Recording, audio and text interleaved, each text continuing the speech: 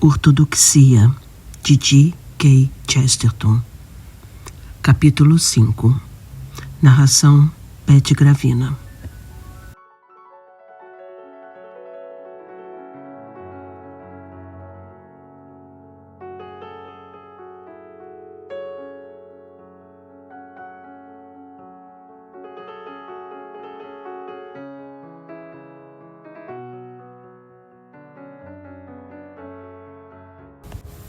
A bandeira do mundo.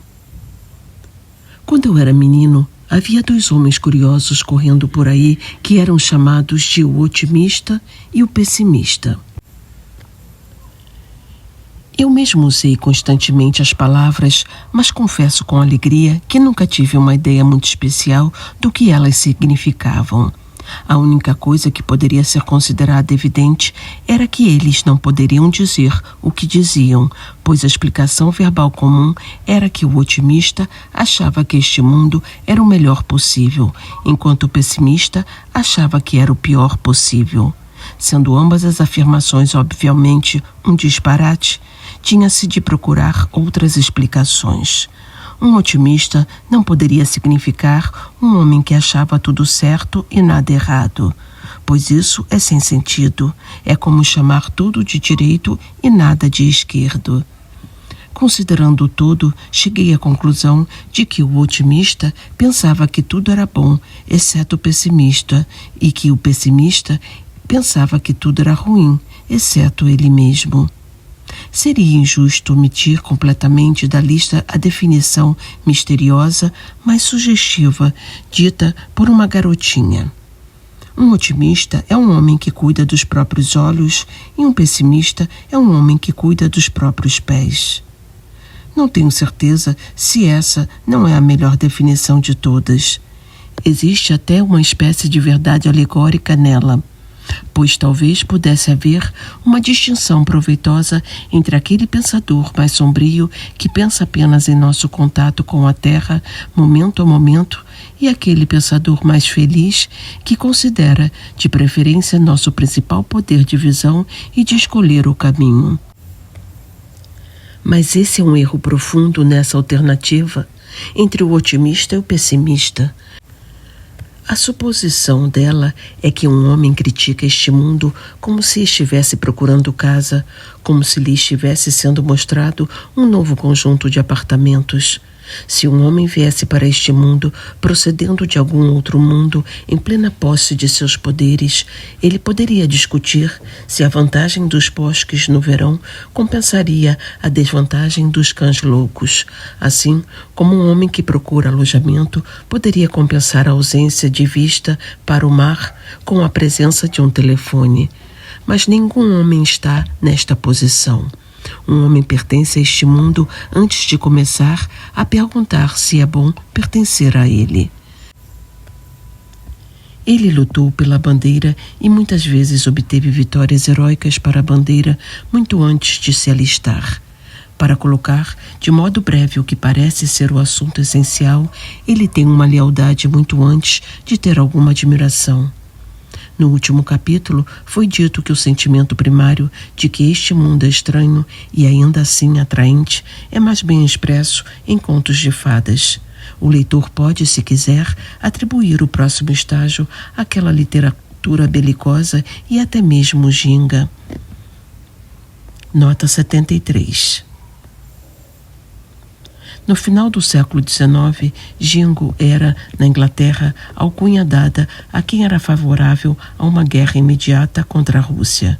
Por extensão, passou a significar patriota fanático ou agressivo. NT. Que comumente vem a seguir na história de um menino. Todos nós derivamos muita ação moral dos jornais sensacionalistas. Seja qual for a razão, pareceu-me e ainda parece-me que nossa atitude em relação à vida pode ser mais bem expressa em termos de uma espécie de lealdade militar do que em termos de crítica e aprovação. Minha aceitação do universo não é otimismo, é mais como patriotismo. É uma questão de lealdade primária. O mundo não é uma hospedaria em Brighton que devemos deixar porque é decrépita. Ele é a fortaleza de nossa família, com a bandeira esvoaçando na torre, e quanto mais decrépito é, menos devemos deixá-lo. O ponto não é que este mundo é muito triste para amá-lo ou muito feliz para não amá-lo. O ponto é que, quando você ama uma coisa, a alegria dela é uma razão para amá-la e a tristeza dela é uma razão para amá-la mais. Todos os pensamentos otimistas sobre a Inglaterra e todos os pensamentos pessimistas sobre ela são razões semelhantes para o patriota inglês. Da mesma forma, otimismo e pessimismo são argumentos semelhantes para o patriota cósmico.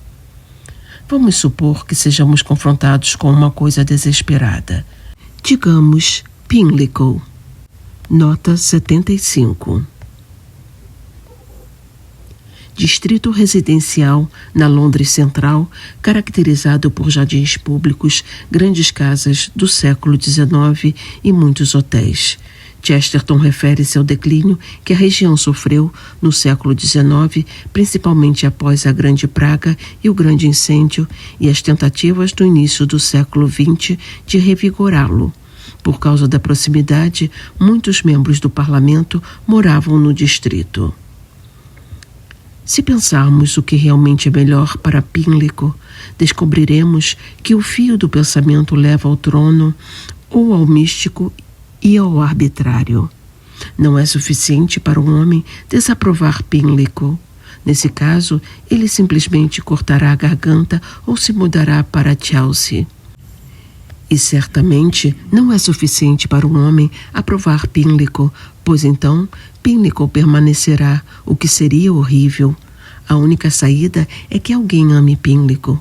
Ame-o com um laço transcendental e sem qualquer razão terrena. Se surgisse um homem que amasse Pimlico, Pimlico se levantaria em torres de marfim e pináculos dourados. Pimlico se adornaria como uma mulher quando é amada, pois a decoração não é dada para esconder coisas horríveis, mas para decorar coisas já adoráveis. Uma mãe não dá ao filho um laço azul porque ele fica tão feio sem um adorno. Um amante não dá a uma garota um colar para esconder-lhe o pescoço. Se os homens amassem Pimlico como mães amam os filhos, arbitrariamente, porque são delas, Pimlico, em 1 ano ou 2, poderia ser mais belo que Florença. Alguns leitores dirão que isso é uma mera fantasia. Eu respondo que essa é a história real da humanidade. Isso, de fato, é como as cidades tornaram-se grandes. Volte para as raízes mais sombrias da civilização e você vai encontrá-las enroscadas em torno de alguma pedra sagrada ou cercando algum poço sagrado. As pessoas primeiro honravam um lugar e depois traziam glória para ele. Os homens não amavam Roma porque ela era grande. Ela foi grande porque eles a amaram. As teorias do contrato social do século XVIII foram expostas a críticas muito grosseiras em nosso tempo, ao sugerir que por trás de todo o governo histórico havia uma ideia de contentamento e cooperação. Essas críticas estavam demonstravelmente certas, mas elas realmente estavam erradas ao sugerir que os homens sempre haviam objetivado a ordem ou a ética diretamente por uma troca consciente de interesses. A moralidade não começou com um homem dizendo a outro: eu não vou bater em você se você não me bater. Não há nenhum traço de uma transação assim. Há um traço de ambos os homens dizendo: não devemos nos agredir no lugar sagrado. Eles ganharam sua moralidade guardando sua religião. Eles não cultivaram coragem. Eles lutaram pelo santuário e perceberam que haviam se tornado corajosos. Eles não cultivaram a limpeza. Eles se purificaram para o altar e perceberam que estavam limpos.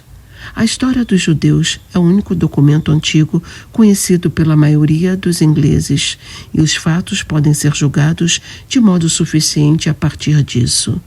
Os 10 mandamentos, que foram considerados substancialmente comuns à humanidade, eram meramente comandos militares, um código de ordens regimentais emitido para proteger certa arca por meio de certo deserto. A anarquia era má porque colocava em risco a santidade, e somente quando fizeram um dia santo para Deus, eles descobriram que haviam feito um feriado. Nota 76. Chesterton faz um jogo de palavras com Holy Day, dia santo, e Holiday, feriado. NT. Para os homens. Se for aceito que essa devoção primária a um lugar ou a uma coisa é fonte de energia criativa, podemos avançar para um fato muito peculiar. Vamos reiterar por um instante que o único otimismo correto é uma espécie de patriotismo universal. Qual é o problema com um pessimista? Eu acho que pode ser afirmado que ele é o antipatriota cósmico. E qual é o problema com um antipatriota? Eu acho que pode ser dito sem amargura indevida que ele é o amigo sincero. E qual é o problema com um amigo sincero? Neste ponto, atingimos a rocha da vida real e da natureza humana imutável. Eu me arrisco a dizer que o que é ruim no amigo sincero é simplesmente que ele não é sincero. Ele está escondendo alguma coisa, seu próprio prazer sombrio em dizer coisas desagradáveis. Ele tem um desejo secreto de machucar, não apenas de ajudar. Isso é certamente, penso eu, o que faz certo tipo de antipatriota irritar os cidadãos saudáveis. Eu não falo, é claro, do antipatriotismo que irrita corretores febris e atrizes sentimentais.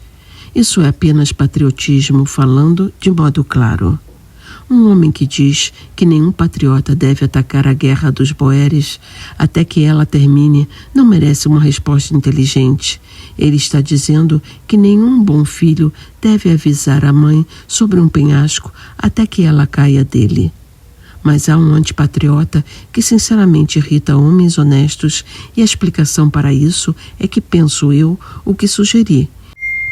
Ele é um sincero amigo sincero.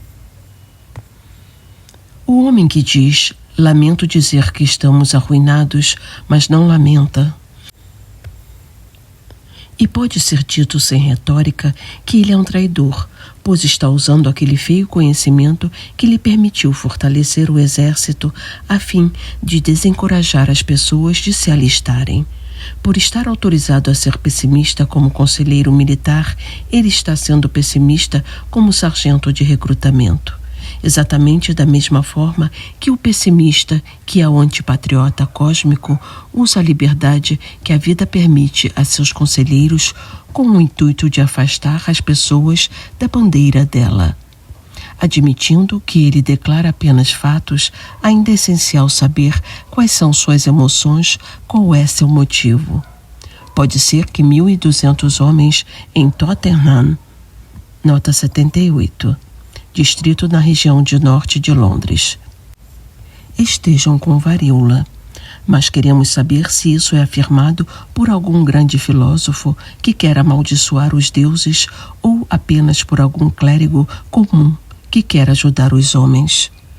O mal do pessimista, então, não é que ele castigue deuses e homens, mas sim que não ama o que ele castiga. Ele não tem essa lealdade primária e sobrenatural às coisas. Qual é o mal do homem comumente chamado de otimista?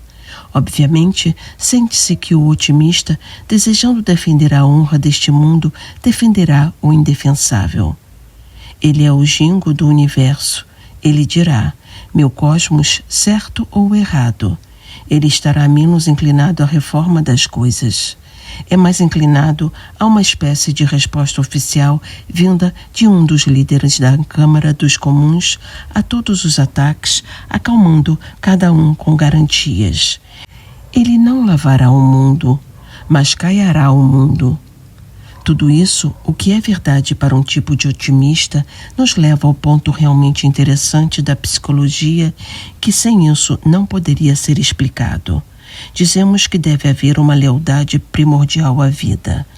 A única pergunta é, ela será uma lealdade natural ou sobrenatural? Se você preferir colocar assim, será uma lealdade razoável ou não razoável? Ora, o extraordinário é que o mau otimismo, a caiação, a fraca defesa de tudo, chega com um otimismo razoável. O otimismo racional leva à estagnação. É o otimismo irracional que leva à reforma. Deixe-me explicar, usando mais uma vez, o paralelo do patriotismo. O homem que mais provavelmente arruinará o lugar que ama é exatamente o homem que o ama com uma razão.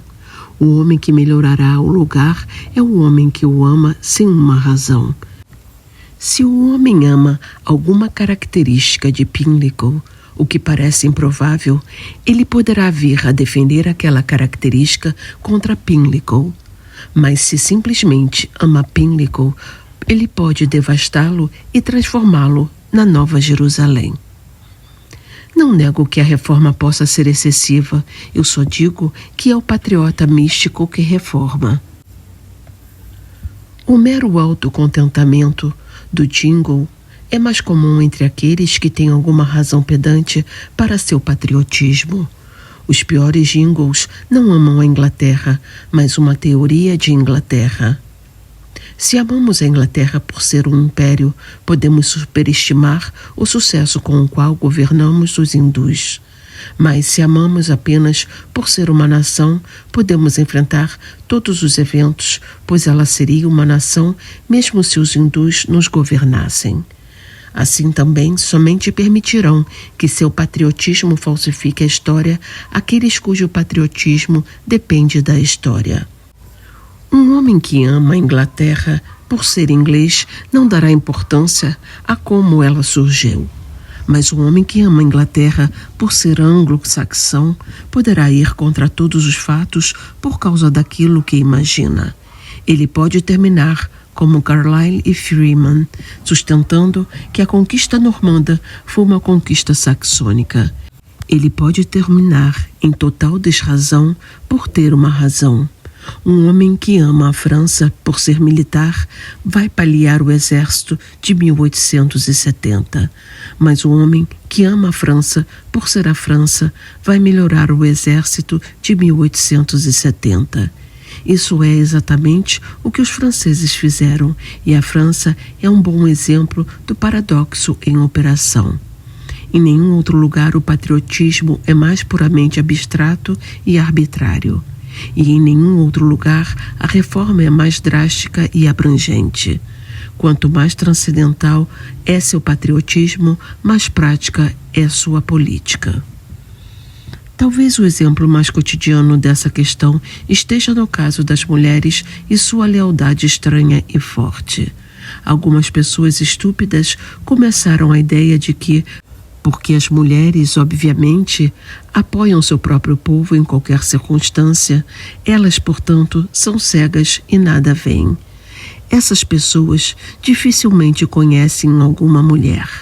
As mesmas mulheres que estão prontas a defender seus homens, apesar de todas as adversidades, são, em suas relações pessoais com um homem, quase morbidamente lúcidas quanto à fragilidade das desculpas dele ou sobre quão cabeças duras eles são. Nota 80. O autor faz um jogo de palavras com a expressão through, thick and thin, apesar de todas as adversidades, e as palavras thinness and thickness. O amigo de um homem gosta dele, mas o deixa ser como é. Sua esposa o ama e está sempre tentando transformá-lo em outra pessoa. Mulheres que são místicas absolutas em seu credo são cínicas em suas críticas. Thackeray expressou isso bem quando fez a mãe de Pendennis, que adorava seu filho como um deus, assumir apesar disso que ele iria errar como homem. Nota 81. William Makepeace Thackeray, 1811-1863. Renomado escritor britânico. In the History of Pendennis, His Fortunes and Misfortunes, His Friends and His Greatest Enemy, a história de Pendennis, suas sortes e seus azares, seus amigos e seu maior inimigo, publicado entre 1848 e 1850, obra que satiriza a sociedade aristocrática. O personagem principal, Arthur Pendennis, é filho de uma mãe indulgente, empobrecida, mas supostamente descendente de família nobre.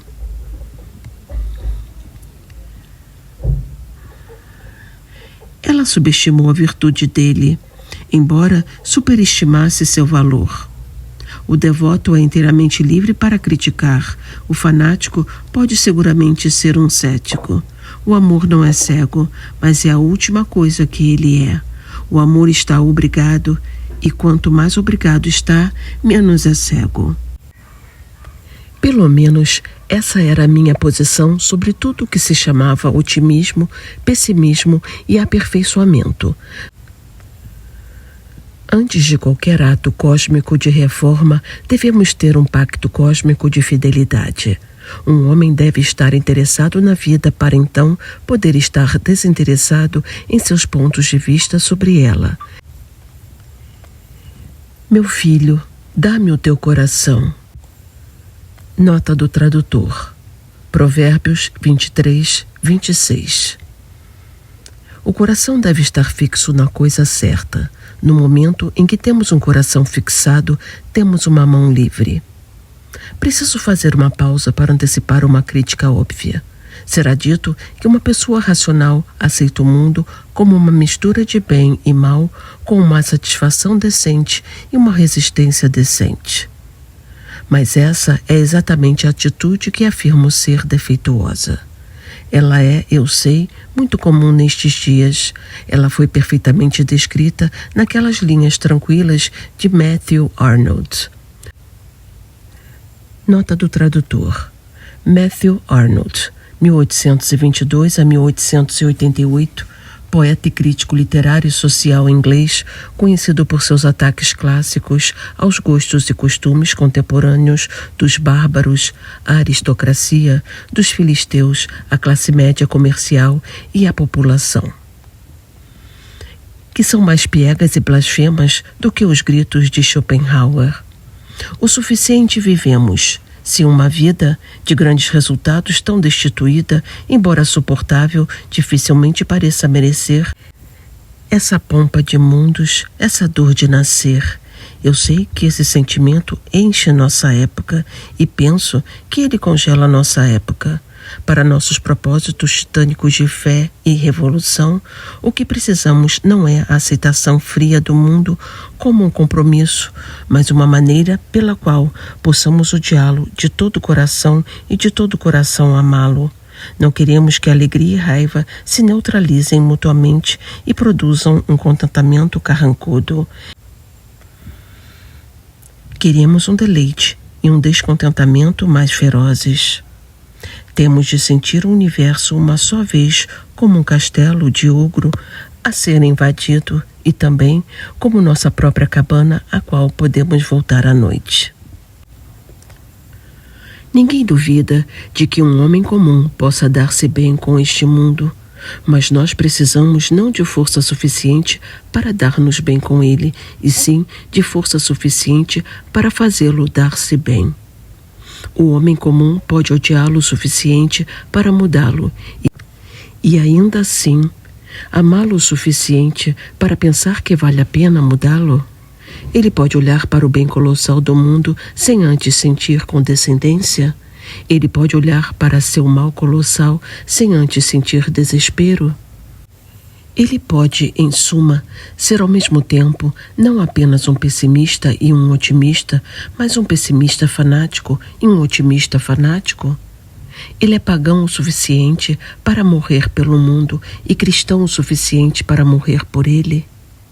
Nessa combinação, eu sustento, é o otimista racional que falha e é o otimista irracional que obtém sucesso. Ele está pronto para esmagar todo o universo para o benefício do universo. Coloquei essas coisas não em sua sequência lógica madura, mas como elas surgiram, e essa visão foi esclarecida e aguçada por um acidente há algum tempo. Sob a sombra crescente de Ibsen. Nota do tradutor. Henrik Johan Ibsen, 1828 a 1906, dramaturgo, poeta e diretor teatral norueguês, apelidado de pai do teatro moderno. Surgiu uma discussão sobre se não era uma coisa muito louvável alguém se matar. Os túmulos modernos disseram-nos que não devemos nem mesmo dizer coitado a respeito de um homem que estourou os miolos, já que ele era uma pessoa invejável e que só os havia estourado por causa da excepcional excelência deles. O Sr. William Archer. Nota do tradutor.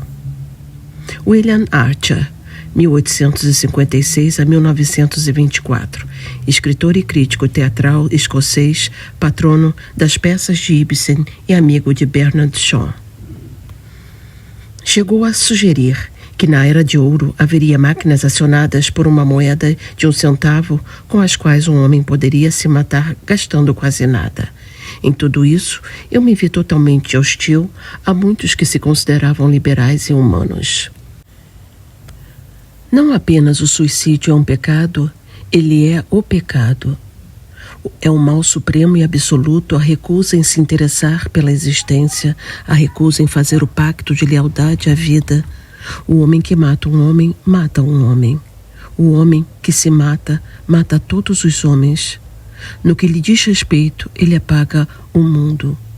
Seu ato é pior, simbolicamente considerado, do que qualquer estupro ou atentado à bomba, pois destrói todos os edifícios, insulta todas as mulheres. O ladrão está satisfeito com diamantes, mas o suicida não está. Esse é seu crime. Ele não pode ser subornado, mesmo pelas pedras fulgurosas da cidade celestial. O ladrão elogia as coisas que rouba, senão o dono delas. Mas o suicida insulta tudo na terra por não roubá-las. Ele contamina cada flor por recusar-se a viver por amor a elas.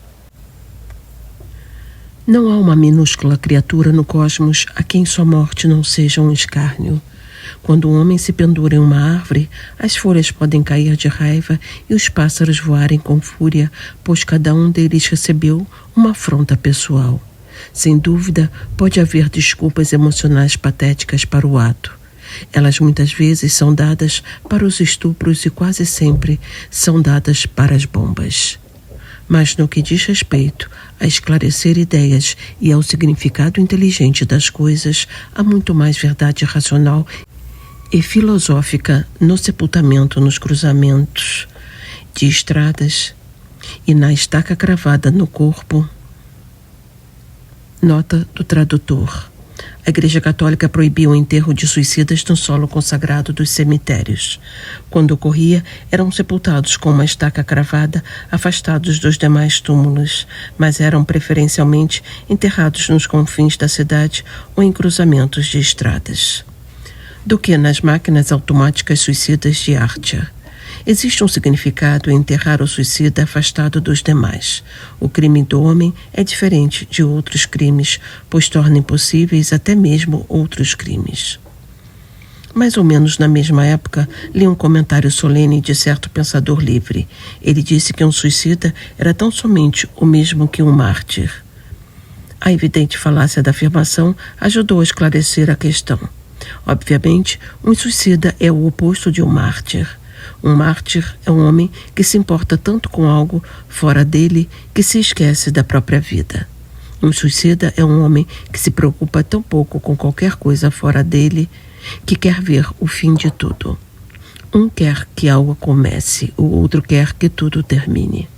Em outras palavras, o mártir é nobre, exatamente porque, embora renuncie ao mundo ou execre toda a humanidade, confessa esse vínculo definitivo com a vida. Seu coração está em algo fora de si. Ele morre para que algo possa viver. O suicida é ignóbil porque não tem essa ligação com o ser. Ele é um mero destruidor. Espiritualmente, ele destrói o universo. Então lembrei-me da estaca e dos cruzamentos e do estranho fato de que o cristianismo havia mostrado essa extraordinária severidade com relação ao suicida. Pois o cristianismo mostra um encorajamento irrestrito ao mártir. O cristianismo histórico foi acusado, não inteiramente sem razão, de levar o martírio e o ascetismo a um ponto desolado e pessimista.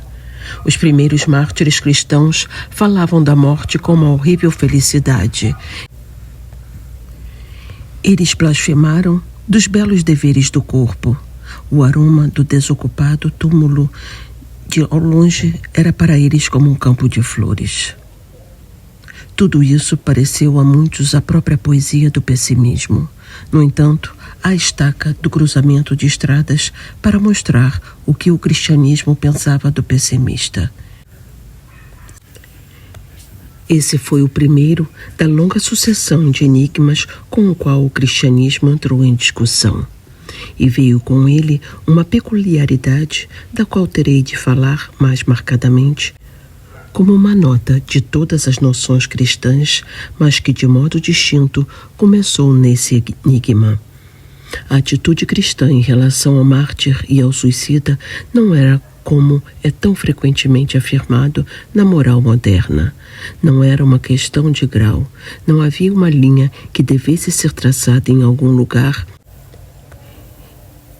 e que o automator em exaltação ficasse dentro da linha, o automator em tristeza ficasse logo além dela. O sentimento cristão é evidente, não era apenas que o suicida estava levando o martírio longe demais.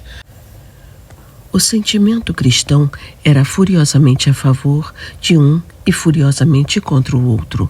Essas duas coisas que se pareciam tanto eram os lados opostos do céu e do inferno. Um homem jogou a vida fora.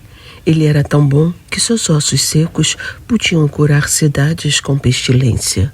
Outro homem jogou a vida fora. Ele era tão mau que seus ossos poluíam os de seus irmãos. Não estou dizendo que essa ferocidade estava certa. Mas por que foi tão feroz? Foi aí que pela primeira vez dei-me conta de que meus pés errantes estavam em uma trilha batida. O cristianismo também sentiu essa oposição do mártir ao suicida. Ele a teria, talvez, sentido pela mesma razão? Teria o cristianismo sentido o que eu senti, mas não pôde e não pode expressar essa necessidade de primeiro uma lealdade às coisas e depois de uma perigosa reforma das coisas? Então lembrei que, na verdade, era a acusação contra o cristianismo que combinava essas duas coisas que eu estava com esforço tentando combinar. O cristianismo foi acusado de ser ao mesmo tempo otimista demais sobre o universo e pessimista demais sobre o mundo. A coincidência me paralisou repentinamente. Um hábito imbecil surgiu na controvérsia moderna de dizer que tal e tal credo pode ser sustentado em uma era, mas não pode ser sustentado em outra. Alguns dogmas, segundo nos dizem, foram críveis no século XII, mas não são críveis no século XX. Você pode também dizer que certa filosofia pode ser criada às segundas-feiras, mas não pode ser criada às terças-feiras. Você poderia também dizer que, do ponto de vista do cosmos, ela era adequada para as 15h30, mas não para as 16h30. Aquilo em que um homem pode crer depende de sua filosofia, não do relógio ou do século. Se um homem crê em uma lei natural inalterável, não pode crer em milagre algum em época alguma. Se um homem crê em uma vontade por trás da lei, pode crer em qualquer milagre em qualquer época. Suponha, à guisa de argumento, que estejamos preocupados com um caso de cura taumatúrgica. Um materialista do século XII não poderia acreditar nela tanto quanto um materialista do século XX. Mas um cientista cristão do século XX pode acreditar tanto quanto um cristão do século XII. Isso simplesmente diz respeito à teoria que um homem tem a respeito das coisas. Portanto, ao lidar com qualquer resposta histórica, a questão não é se ela foi dada em nossa época, mas se foi dada em resposta à nossa pergunta. E quanto mais eu pensava sobre quando e como o cristianismo havia vindo ao mundo, mais eu sentia que ele realmente veio responder a essa pergunta. Comumente, são os cristãos frouxos e latitudinários que expressam elogios bastante indefensáveis ao cristianismo. Eles falam como se nunca tivesse havido piedade ou compaixão até o surgimento do cristianismo, um ponto sobre o qual qualquer homem medieval ficaria ansioso em corrigi-los. Eles sugerem que o notável com relação ao cristianismo é que ele foi o primeiro a pregar a simplicidade ou o autocontrole ou a busca por coisas interiores e a sinceridade. Eles me acharão muito estreito, seja lá o que isso signifique, se eu disser que o notável com relação ao cristianismo é que ele foi o primeiro a pregar o cristianismo. Sua peculiaridade é que a via de peculiar e simplicidade e sinceridade não são peculiares, mas ideias óbvias para toda a humanidade. O cristianismo foi a resposta para um enigma, não o último truísmo proferido depois de uma longa conversa. Só recentemente vi em um excelente semanário de tom puritano esta observação, que o cristianismo, quando despojado de sua armadura de dogma, como quem queria falar de um homem despido de sua armadura de ossos, tornava-se nada mais que a doutrina quacre da luz interior. Nota do tradutor. Segundo os quakers, movimento religioso surgido na Inglaterra no século XVII, que pregavam uma vida pacífica e simples, sem hierarquia clerical, todo ser humano tem a luz interior, que é a presença de Deus, a qual os guia. Agora, se eu dissesse que o cristianismo veio ao mundo especialmente para destruir a doutrina da luz interior, isso seria um exagero, mas seria muito mais próximo da verdade. Os últimos estoicos, como Marco Aurélio, nota do tradutor. O estoicismo foi uma escola filosófica grega fundada no início do século III a.C., que pregava, entre outras coisas, a conquista da felicidade por meio da ataraxia, um comportamento apático indiferente. O imperador Marco Aurélio 121-180, registrou em Meditações uma espécie de diário, as práticas e as orientações estoicas que adotou como acordar cedo para a reflexão matinal. Eram exatamente as pessoas que acreditavam na luz interior. Sua dignidade, seu cansaço, seu deplorável cuidado exterior com os outros, seus incuráveis cuidados interiores consigo mesmos, tudo isso era devido à luz interior e existiam apenas por essa iluminação sombria. Observe que Marco Aurélio insiste, como sempre fazem esses moralistas introspectivos, em pequenas coisas feitas ou desfeitas. Isso ocorre porque ele não odeia ou ama o suficiente para fazer uma revolução moral. Ele acorda cedo de manhã, assim como nossos próprios aristocratas que vivem a vida simples acordam cedo de manhã, pois tal altruísmo é muito mais fácil do que parar os jogos do anfiteatro ou devolver aos ingleses suas terras. Marco Aurélio é o mais intolerável dos tipos humanos. Ele é um egoísta altruísta. Um egoísta altruísta é um homem que tem orgulho sem a desculpa da paixão. De todas as formas imagináveis de iluminação, a pior é o que essas pessoas chamam de luz interior. De todas as religiões horríveis, a mais horrível é a adoração do Deus interior. Qualquer um que conheça qualquer grupo desses sabe como isso funcionaria. Qualquer um que conheça alguém do centro de pensamento superior, nota do tradutor, Estabelecido em Kensington, Inglaterra, em 1900, era um dos muitos movimentos metafísicos da época.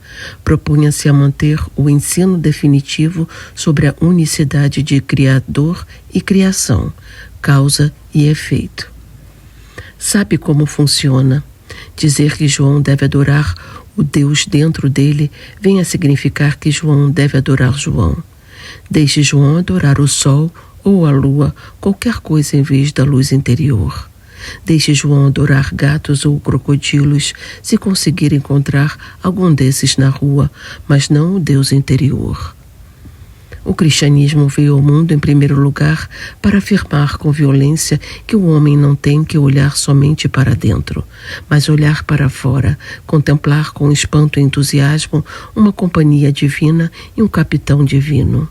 A única diversão de ser cristão era que um homem não era deixado sozinho com a luz interior, mas reconhecia de modo definitivo uma luz exterior, tão bela quanto o sol, clara como a lua, terrível como um esquadrão com bandeiras desfraldadas. Nota do tradutor.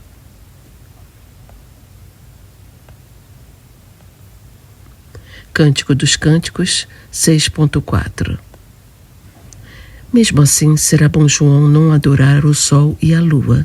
Se ele o faz, terá a tendência de imitá-los, ou seja, porque o sol queima insetos vivos, ele pode queimar insetos vivos. Acha que uma vez que o sol dá insolação às pessoas, ele pode dar sarampo ao vizinho. Acha que, já que se diz que a lua enlouquece os homens, ele pode enlouquecer a esposa. Esse lado feio do mero otimismo externo também se mostrara no mundo antigo, na época em que o idealismo estoico começara a mostrar as fraquezas do pessimismo. A velha adoração da natureza feita pelos antigos começara a mostrar as enormes fraquezas do otimismo.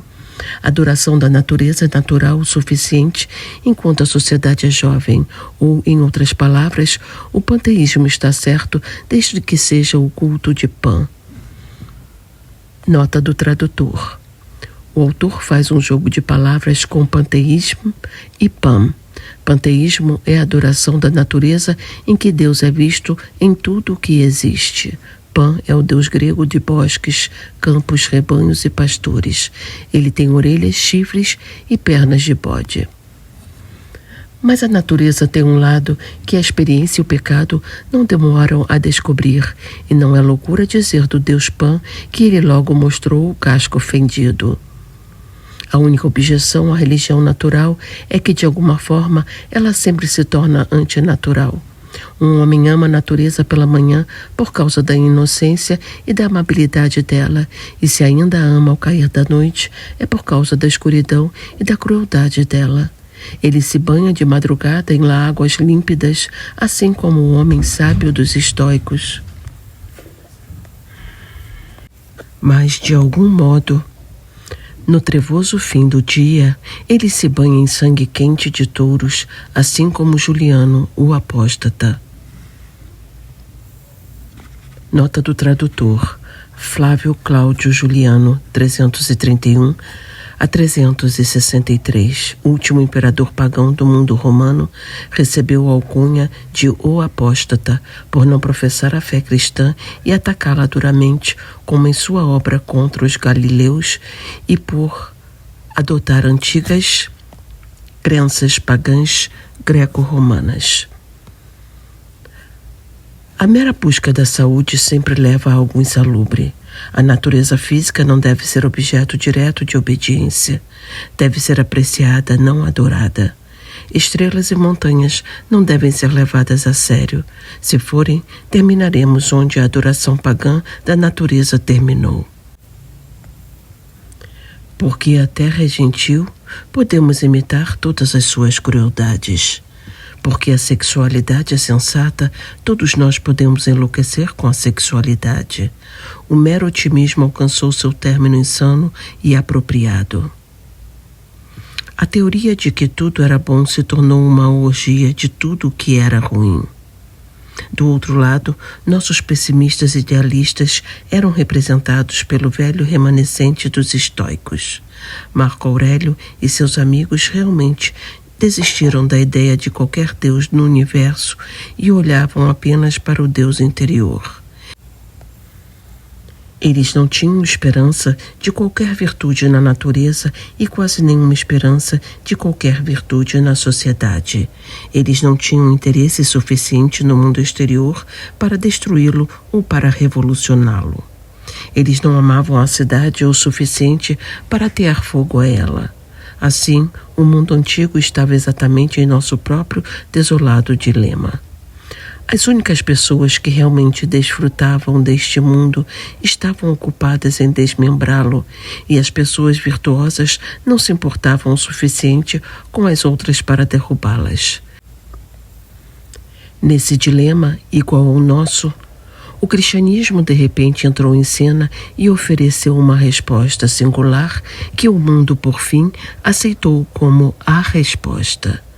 Foi a resposta naquela ocasião e penso ser a resposta agora. Essa resposta foi como o golpe de uma espada.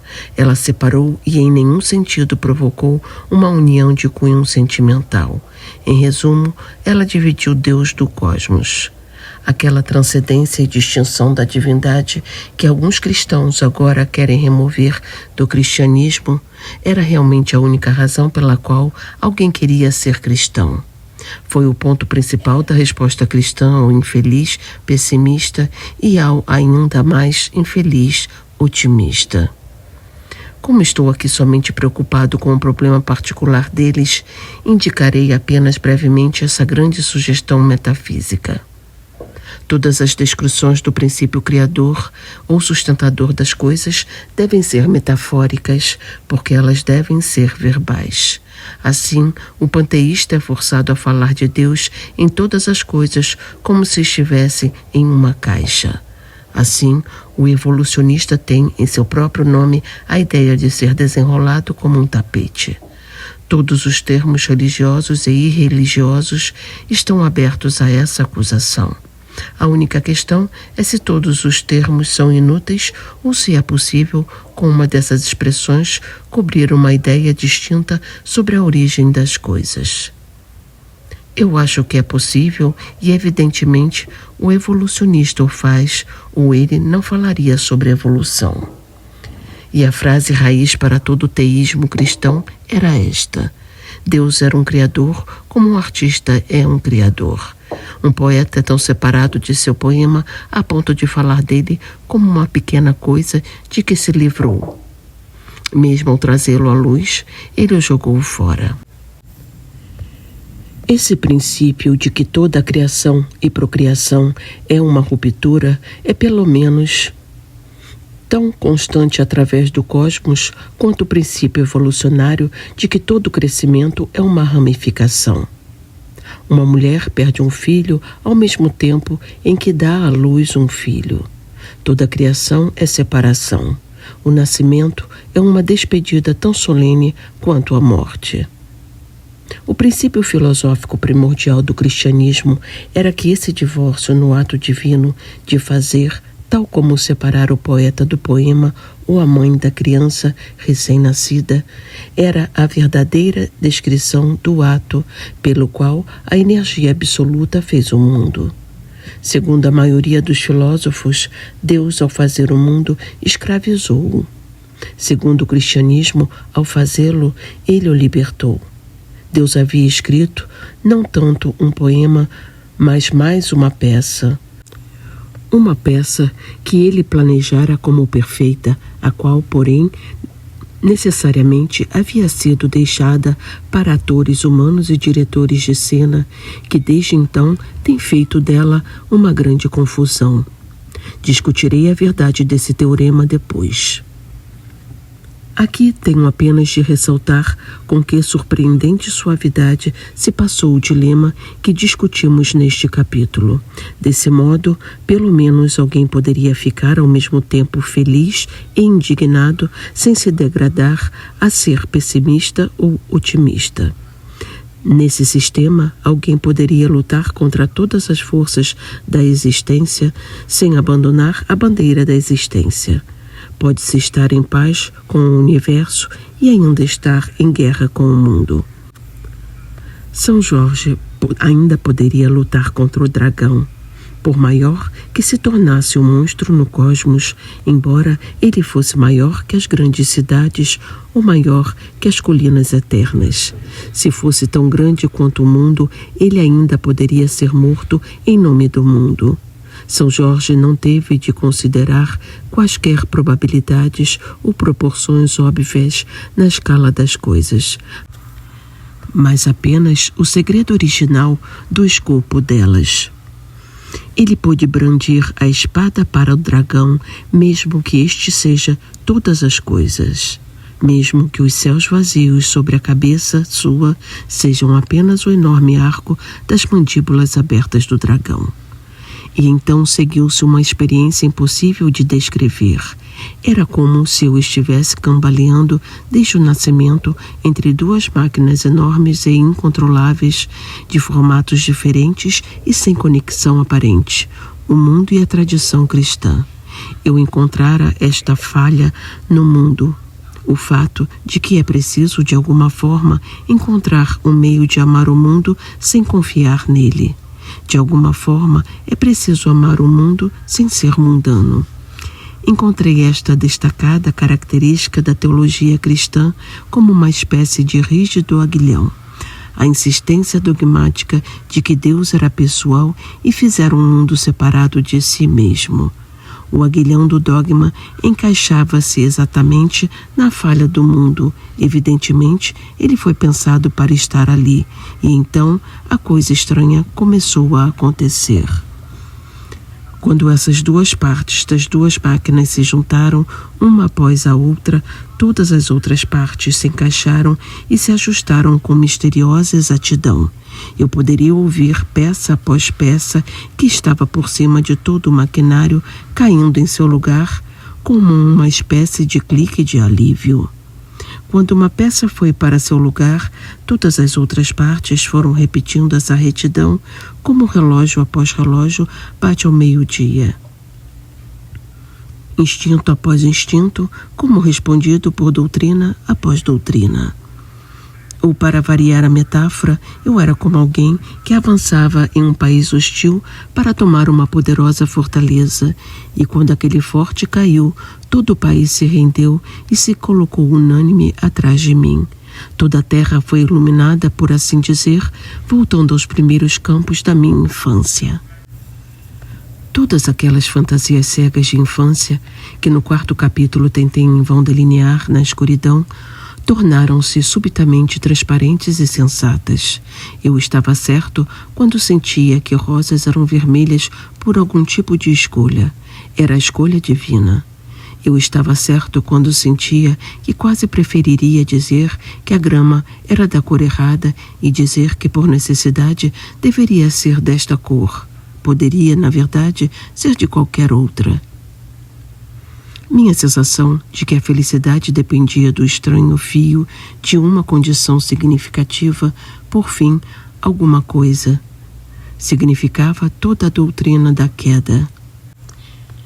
Mesmo aqueles monstros obscuros e disformes de noções que eu não conseguia descrever, muito menos defender, entraram silenciosamente em seus lugares como colossais cariátides do credo. Cariátides, nota do tradutor. Figuras femininas esculpidas que na fachada de uma construção servem-lhe de colunas ou pilastras sustentando uma arquitrave ou cornija. A fantasia de que o cosmos não era vasto e vazio, mas pequeno e acolhedor, tinha seu pleno significado agora, pois qualquer coisa que é uma obra de arte deve ser pequena à vista do artista. Para Deus, as estrelas podem ser pequenas e queridas como diamantes. E meu persistente instinto de que qualquer bem não era apenas uma ferramenta a ser usada, mas uma relíquia a ser guardada, como os bens do navio de Crusoé, até mesmo aquele sussurro indômito de algo originalmente sábio, pois, de acordo com o cristianismo, éramos de fato os sobreviventes de um naufrágio, a tripulação de um navio de ouro que naufragou antes do começo do mundo. Mas o importante foi que isso inverteu totalmente o motivo do otimismo. E no instante em que a inversão foi feita, pareceu a abrupta facilidade com que um osso é colocado de volta no lugar. Eu costumava me chamar de otimista para evitar a evidente blasfêmia do pessimismo. Mas todo o otimismo daquela época tinha sido falso e desalentador por esse motivo. Ele sempre tentava provar que nos encaixávamos no mundo. O otimismo cristão é baseado no fato de que não nos encaixamos no mundo. Eu tentara ser feliz dizendo a mim mesmo que o homem é um animal como qualquer outro que buscou seu alimento em Deus. Mas agora eu realmente estava feliz, pois aprendi que o homem é uma monstruosidade. Eu estava certo em sentir todas as coisas como estranhas, pois eu mesmo era ao mesmo tempo pior e melhor que todas as coisas. O prazer do otimista era prosaico, pois residia na naturalidade de tudo. O prazer cristão era poético, pois residia na antinaturalidade de tudo à luz do sobrenatural. O filósofo moderno havia me dito repetidas vezes que eu estava no lugar certo e eu continuava deprimido, mesmo concordando. Mas ouvi dizer que eu estava no lugar errado e minha alma cantou de alegria como um pássaro na primavera. O conhecimento descobriu e iluminou câmaras esquecidas na casa escura da infância. Eu agora sabia porque a grama sempre me pareceu tão estranha quanto a barba verde de um gigante, e porque eu podia sentir saudades de casa, mesmo estando em casa. Até a próxima leitura. Um abraço a todos.